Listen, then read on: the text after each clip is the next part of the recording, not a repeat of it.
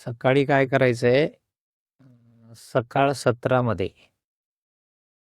आता जे राहिलेले आहेत थोडेफार दिवस, एक दीड हप्ता राहिलेला आहे. त्यामध्ये तुम्हाला कसा अभ्यास करायचा ते सांगायचंय मला.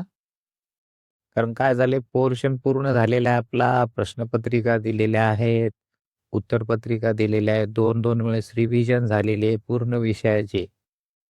त्यामुळं आता जे उरलेले दिवस आहेत, त्यामध्ये कसं करायचंय ते सांगतोय. तुम्ही सकाळी काय करा 6 ते 8 यामध्ये तुम्हाला काय करायचं माहिती आहे का? वाचन करायचे, वाचन. फक्त आणि फक्त रीडिंग करा. मी हे म्हणत नाहीये तुम्ही 5 वाजता उठा, 4 ला उठा वगैरे. तुम्ही जर मनावर घेतलं ना, तर दुपारी 2 वाजता जरी अभ्यास केला तरी होईल. आणि मनावरच नसेल घेतलं, तुमच्या जीवावर आलेलं असेल, तर तुम्ही 5 ला उठले, 4 ला उठले तर काही फरक नाही. त्यामुळं तुम्ही फक्त एकदा ठरवून घ्या, ज्या चुका आता झालेल्या आहेत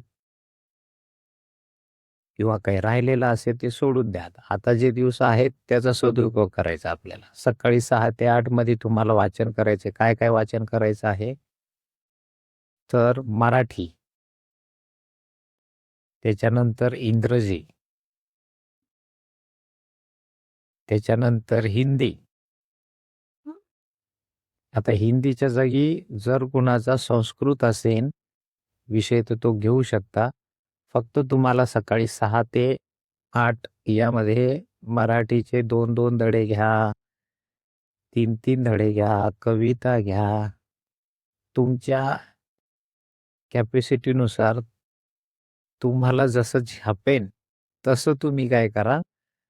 पण सकाळी 6 ते 8 मध्ये कोणी काही काम सांगितलं तरी उठायचं नाही. ओके.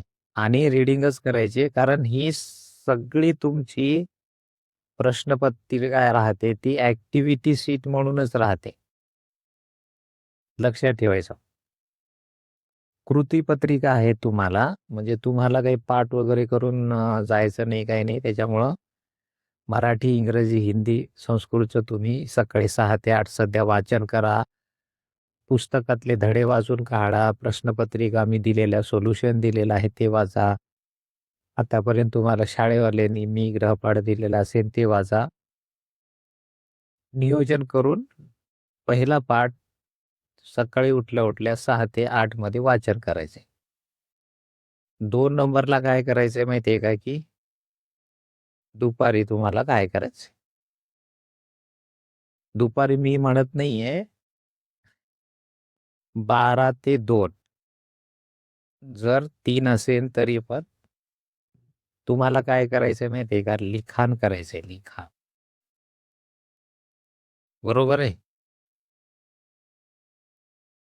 रायटिंग करायची आहे. 12 ते 3 मध्ये लिखाण करा. मी तुम्हाला सोल्युशन सेट दिलेले आहेत. मी तुम्हाला नोट्स दिलेले आहेत. आत्तापर्यंतच्या युनिट टेस्टच्या, चॅप्टर टेस्टच्या ज्या छोट्या-छोट्या प्रश्नपत्रिका आहेत, त्यामधून तुम्हाला लिखाण करायचं आहे. कोणत्या विषयाचं लिखाण करायचं आहे? तर तुम्हाला विज्ञान विषयामधले धडे, त्याच्या विज्ञान भाग 1 आणि भाग 2 सुरुवातीला व्याख्या घ्या, नंतर डिस्टिंग्विश बिटवीन फरक स्पष्ट करा, त्याच्यानंतर काही डिस मोठमोठाले जे प्रश्न राहतील ते करा. एक्सपेरिमेंट आहेत. त्याच्यानंतर केमिकल इक्वेशन आहे. त्याच्यानंतर आयुपीसी नॉमेनक्लेचर आहे. हे जे चॅप्टर आहेत ना, हे चॅप्टरमधून आहे ना तुम्ही केलं विज्ञानचं लिखाण करायचं. मला येती आहे व्याख्या reproduction in human being, male and female हा धडा तुमचा महत्त्वाचा आहे. याच्यातले 4-4 मार्काचे मोठमोठाले प्रश्न आहेत ते करा. लाईट, रिफ्लेक्शन ऑफ लाईट हा धडा महत्त्वाचा आहे. याच्यातले काही करा. ते विज्ञान भाग 1 आणि भाग 2 आणि त्याच्यानंतर गणित भाग 1 आणि भाग 2 प्रश्नसंच,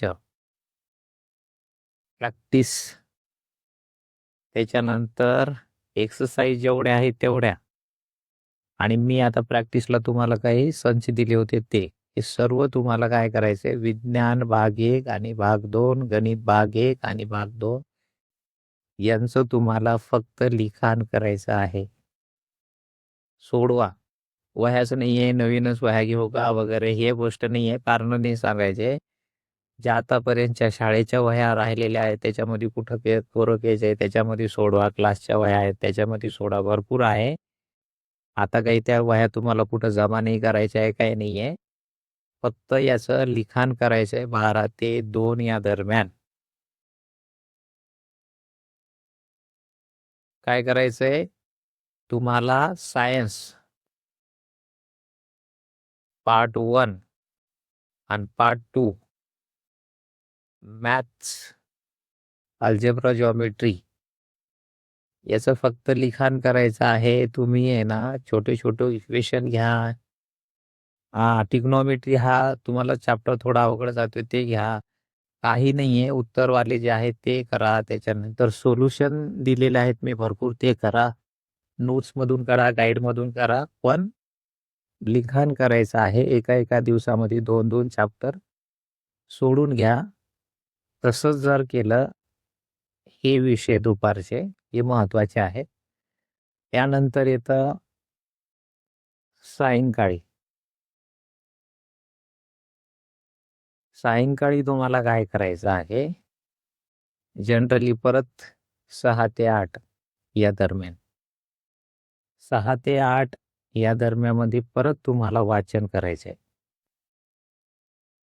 म्हणजे वाचन कोणत्या विषयाचं करायचं आहे? तर तुम्हाला घ्यायचा आहे इतिहास, राज्यशास्त्र राहील त्याच्यासोबत, आणि त्याच्यानंतर भूगोल म्हणजे हिस्ट्री, आणि त्याच्यानंतर आहे जिओग्राफी.